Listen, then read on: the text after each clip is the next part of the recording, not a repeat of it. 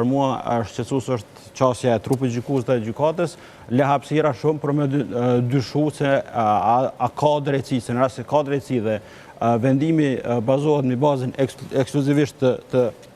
asaj që është pa, prokuroria në bindjen time në asnjë formë nuk ka arritur me argumentu tezat e saj, mirë po këtu besoj që nuk kemi vetëm drejtësi, mirë po kemi edhe involvim të politikës, prandaj kur kemi situatat të tilla natyrisht që edhe parashikimi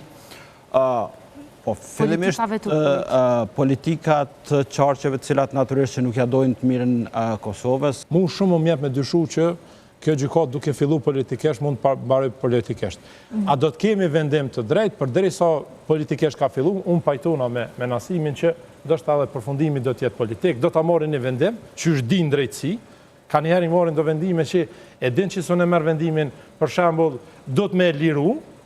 liru komplet ose me liru individ, po tash këne me liru 6 vjetë ata ka nejt, qysh me i liru i bjen që gjykata do më thonë i ka mojt kod, do të me pagu miliona, edhe i dënojnë, mos me thonë për me la gojën, i dënojnë qatë sa i kanë majt. Kështu që krejt këto matematika, krejt këto opcione së skenar janë të mundshëm.